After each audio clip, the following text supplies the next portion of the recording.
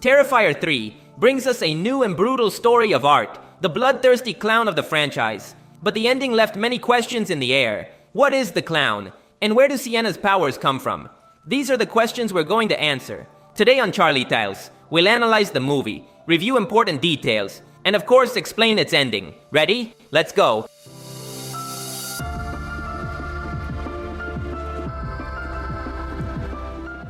Terrifier 3 is set 5 years after the previous movie.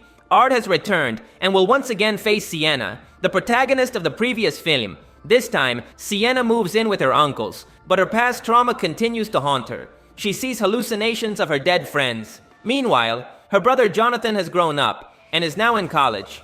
Things get complicated when Art comes back to life once again, this time helped by Vicky, his victim from the first movie. Together they wreak havoc, killing many innocent people, including children, something that has never happened in the franchise before. The movie ends with Art and Vicky invading Sienna's house. They have killed her uncles and threatened to kill her little cousin, Gabby. They even claim to have killed Jonathan, but this is not shown on screen. Their goal is to break Sienna's will so she can be possessed. However, Sienna opens one of the Christmas gifts, and inside finds her magical sword, the same one we saw in the previous movie. This weapon is the only one capable of harming Art. Sienna uses the sword to kill Vicky, and is about to defeat the clown. But just before she can, a portal to hell opens. Little Gabby falls into the portal, allowing Art to escape. The movie ends with Sienna vowing to rescue her cousin, and we see Art boarding a bus to start a new wave of massacres. Let's now begin the analysis. This new movie clarifies several important details about the origin of Art and Sienna's powers. Who is Art? Where does his power come from?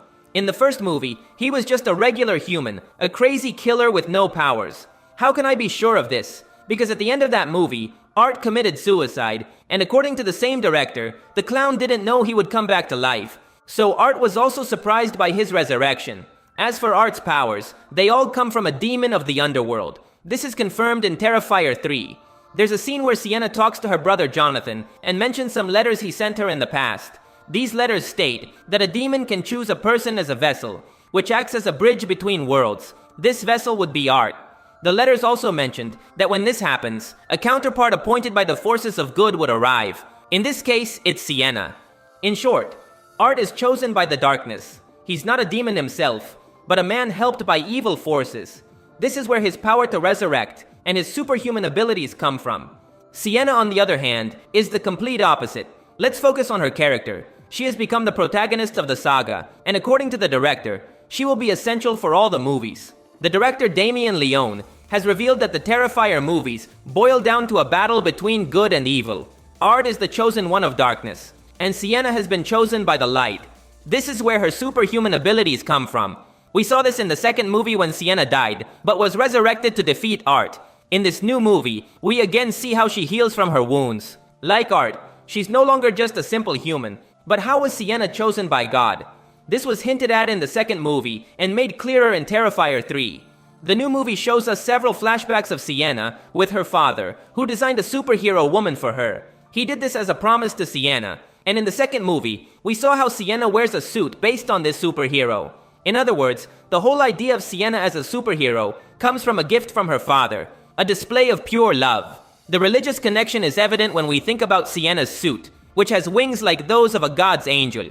Sienna's story is all about family love. We saw this from her connection with her father, then with her brother, and now with her cousin Gabby. This desire to save her loved ones is what has given Sienna her strength. These values are somehow connected to God. To be more specific, in the second movie, we have the exact moment when Sienna is chosen by God. In that story, there was a scene of Sienna facing Art in a dream. Sienna was afraid of the clown, but by the end of the dream, she found the courage to defend herself with a sword. This dream has been debated among fans, but not long ago, the creator of the saga commented on the meaning of the dream. According to him, this was the exact moment when God saw Sienna's courage and chose her to defeat Art. He mentioned this in a YouTube video, and I'll put the screenshot on the screen. In fact, if we look at the final battle in Terrifier 3, we'll see that Sienna pulls her sword from a gift box, similar to how she took the sword from a cereal box in the dream. Now for the big question, what will we see in Terrifier 4? Is a sequel even confirmed? Well, officially yes, it's confirmed. We don't have any script details yet, but it's almost certain we'll see another confrontation between Sienna and Art. This time Sienna will be more aware of her special abilities. Of course, the next movie will likely show us more supernatural elements and more of the divine side of the saga. For example, we will inevitably see Sienna's adventure to rescue Gabby from hell. She will have to descend into this infernal world to save her. Another aspect that needs to be explored is Art's origin. What was his life like when he was just a human? Why did he become a killer? And why did the demons choose him?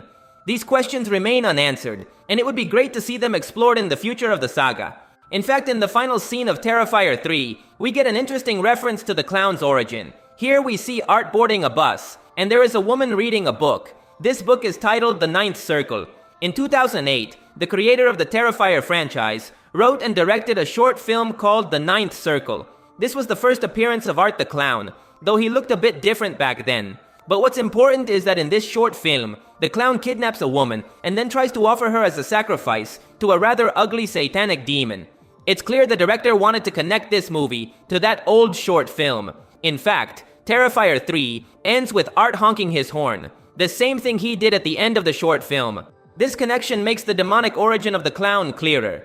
I understand that Art isn't a demon himself. He's just a normal killer, but he is constantly revived by a demon like the one from the short film. As I mentioned earlier, Art became the herald of the demon a long time ago, while Sienna is the chosen one of heaven.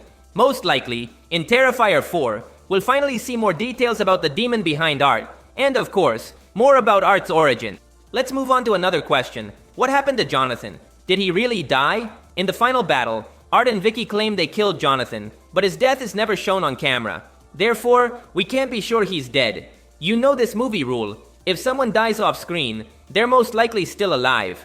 Also in the same scene, we see how Art and Vicky first lie, saying they had Gabby's head. They did this to hurt the family's mother.